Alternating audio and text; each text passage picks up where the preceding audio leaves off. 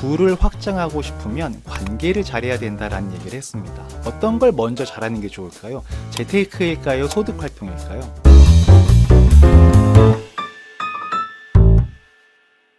안녕하십니까. 목돈관리 전문기업 행센의 오영일입니다. 반갑습니다. 사람은 누구나 어느 순간이 되면 돈 때문에 심도 깊은 고민들을 하게 되는 경우들이 있지 않습니까? 대부분의 고민은 순간의 고민으로 끝나고 이 현실과 타협을 하면서 그 상황에 맞춰서 살아가게 되는 경우들이 많이 있잖아요. 또 여기서 또 현실과 타협하는 게 나쁜 게 아닙니다.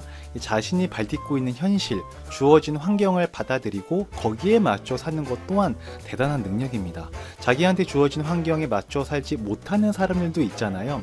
그런 분들은 보통 사회적으로 문제를 일으키기도 하고 주변 사람들을 좀 피곤하게 하는 경우도 있죠. 그러니까 대부분은 고민을 하다가 현실에 맞춰 살게 되는데 또 어떤 누군가는 도저히 현실과 타협이 안 되는 그런 경우들이 있습니다. 본인에게 주어진 환경을 바꾸고자 하는 욕구가 굉장히 크신 분들인 거죠. 저도 얼마 전에 그런 분을 만났는데 평범한 분이에요. 그러니까 한 명의 자녀를 키우는 가정에 평범한 외벌이 가장이셨습니다. 이분이 어느 순간부터 자녀에게 더욱더 좋은 환경을 제공하고 싶은데 돈이 부족하다라는 고민을 하고 계셨다고 합니다.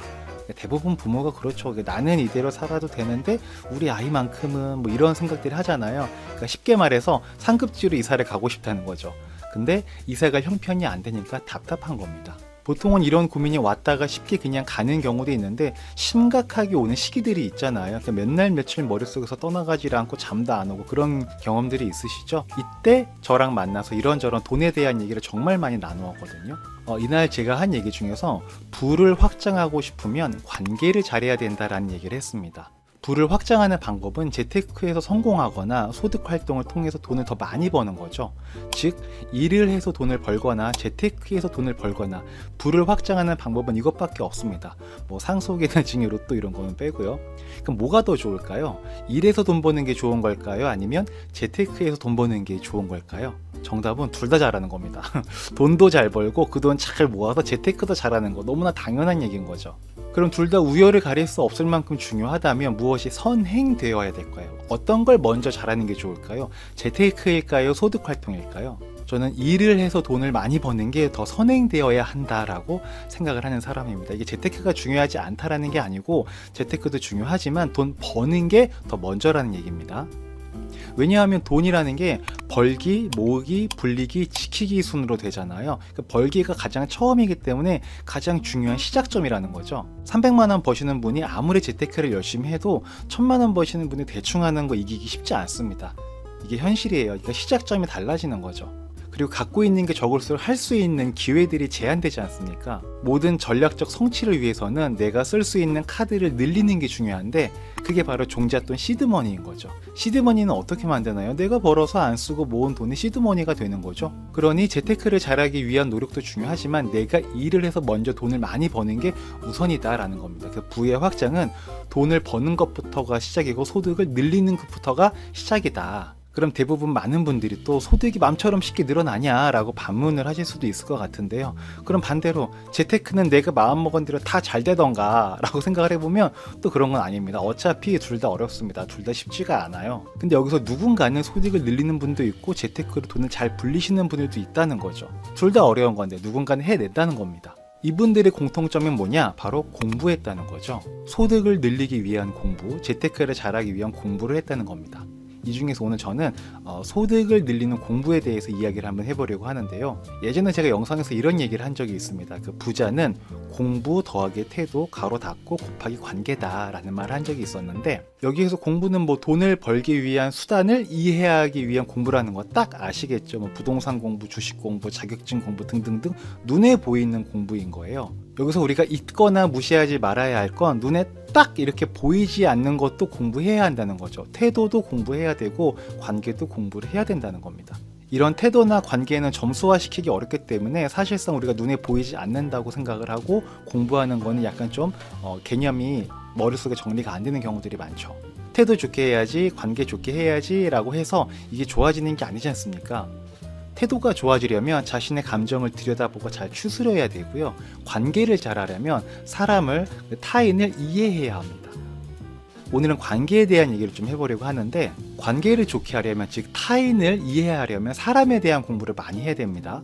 사람 공부 그러면 사람 공부 그게 뭐지? 라는 생각이 드실 수 있는데 사람 공부는 딴 게 아니라 그냥 역지사지만 생각하면 됩니다.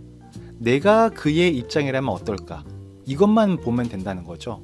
근데 그 역지사지가 쉽지가 않죠. 나도 내 마음을 잘 모르는 경우가 있는데 타인의 마음을 알아차리는 것이 얼마나 어렵겠습니까? 그죠? 그래서 그 어려운 역지사지를 잘 하려면 상대방의 입장이 되어보고 그 사람의 마음을 이해하고 헤아리기 위한 노력이 필요한 거죠. 노력하지 않고 그냥 멍하니 있는다고 상대방의 입장이 이해가 되진 않겠죠. 이렇게 상대를 이해하려고 노력하는 과정 자체가 공부인 겁니다. 꼭 공부라 그래서 우리가 책 보고 영상 보고 이해하고 외우는 것만이 공부는 아니지 않습니까? 보통 돈 버는 것에서 관계가 중요하다라고 얘기를 하면은 관계에서 만들어지는 기회나 정보 등을 얘기하는 경우들이 많이 있는데 맞습니다. 그것도 맞는 얘기인데 사실 그것보다 더 중요한 게 있습니다.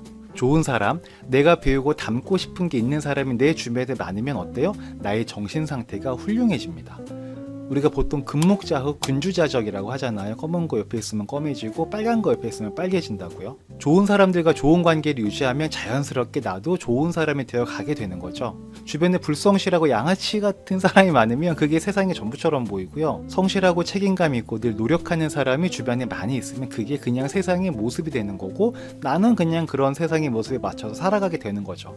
저는 실제로 이런 걸 좀 느낀 적이 있었는데 제가 아침 6시에 일어나서 운동을 하고 9시까지 출근을 하거든요. 가끔 제가 실수로 아침에 일어나서 6시나 7시에 지인에게 전화할 때가 있어요. 누르고도 깜짝 놀랍니다. 아이 지금 전화하면 안 되는데 너무 빨리 전화했는데 근데 상대방이 받아요. 아무 일 없다 한 듯이. 네 여보세요 네 센터장님 그러시는 거예요. 그래서 제가 깜짝 놀라서 미안한 마음을 담아서 죄송합니다 뭐하고 계셨어요? 그랬더니 블로그에 글 쓰고 있었어요. 아침 6시나 7시 그 사이인데. 또 어떤 분은 제가 전화했더니 오늘 할 일 정리하고 이제 커피 한잔 하려고요 라면서 벌써부터 하루를 시작하고 계시는 분들이 있습니다. 이런 분들이 제 주변에 있는데 제가 어떻게 게을러질 수가 있겠습니까? 그렇죠? 아침에 일찍 일어나서 부지런하게 하루를 사는 건 당연한 거예요. 그 당연한 거를 안 하면 안 되는 거지 않습니까? 그러니까 저도 그분들처럼 부지런함이 영향이 오게 되는 거죠. 부지런한 분들이 이렇게 주변에 포진되어 있으니까 그런 모습을 자주 보게 되고 저도 자연스럽게 그 부지런함이 삶의 기본이 되는 거죠. 그분들이 누구냐? 이분들입니다. 저희 행생과 함께하고 계시는 이세현 대표님과 이근록 소장님 정말 무서운 분들입니다. 네. 또는 이제 누군가와 대화할 때 본질을 훼손하지 않으면서 유쾌함을 잃지 않고 대화를 정말 잘하시는 분들이 있으시거든요. 상대를 비난하지도 않고요. 그런 분들이랑 대화를 하다 보면 자연스럽게 나도 그렇게 하고 싶어지게 되기 때문에 그런 대화를 노력을 해서 하게 됩니다. 그러니까 일상의 대화가 훈련 시간이 되는 거죠. 그러니까 이런 시간이 쌓이고 쌓이면서 점점 나은 사람, 내가 되어지고 싶은 그런 사람으로 되어가는 것 같아요. 이렇게 좋은 사람들과 관계를 잘 하다 보면 그분들이 갖고 있는 영양분이 나에게 넘어와서 나에게 큰 힘이 되는 그런 느낌을 많이 받게 됩니다. 마치 좋은 태도나 습관이 나에게 들어오는 링거를 꽂아둔 그런 느낌인 거예요.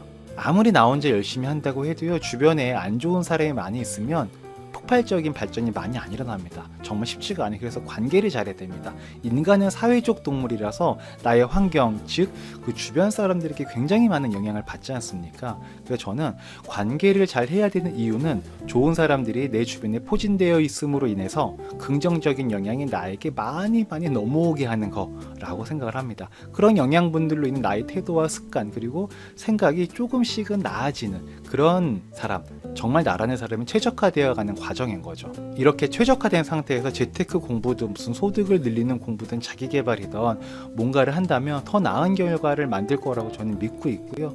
우리 컴퓨터도 좀 느려지게 되면 조각 모음 같은 거에서 최적화하면 컴퓨터의 성능이 올라가지 않습니까? 전 그런 개념이라고 봅니다. 좋은 분들이 아니면 굳이 만나지 않고 제 시간을 그들에게 소비하지 않으려고 노력을 많이 하죠. 자, 정리하면 부의 확장을 위해서는 여러 가지 변화가 필요하다. 그 중에서 잊지 말아야 할 것은 보이지 않는 관계라는 공부도 꼭 필요하다. 관계가 좋으면 나에게 좋은 에너지가 꾸준히 주입되는 링거를 만든 것과 마찬가지이다 라는 말씀을 드리고 싶었습니다. 좋은 관계로 조금 더 나아지는 하루하루가 되시기 바라고요. 늘 행복하시기 바라겠습니다.